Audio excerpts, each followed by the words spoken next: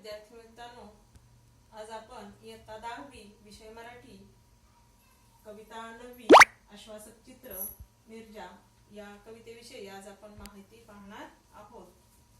मिर्जा यांचा जन्म 1960. स्त्रीवादी कवयित्री, कथालेखिका.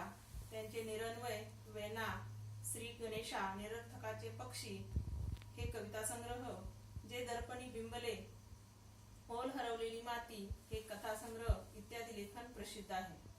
महाराष्ट्र शासनाच्या केशवसूत, इंदिरा संत तसेच बहिरू, रतन दमानी इत्यादी पुरस्कारांनी त्या सन्मानित झालेल्या आहेत. तापलेल्या उन्हाच्या आडोशाला बसून खेळते आहे एक मुलगी केव्हाची. मी पाहत राहते तिला माझ्या घराच्या झरोक्यातून. ती मांडीवर घेते बाहुलीला, एका हातानं थोपटत तिला चढवते आधन भाताचं, भातुकलीच्या इवल्याशा गॅसवर. बाजूला खेळतो आहे मुलगा हातात चेंडू घेऊन. खूप उंच उडून चेंडू नेमका झेलतो तो हातात. मुलगी पाहत राहते कौतुकानं त्याच्याकडे. अचानक बाजूला ठेवून बाहुलीला ती जवळ जाते त्याच्या. मुलगा दाखवतो तिला आपलं कसं पुन्हा एकदा.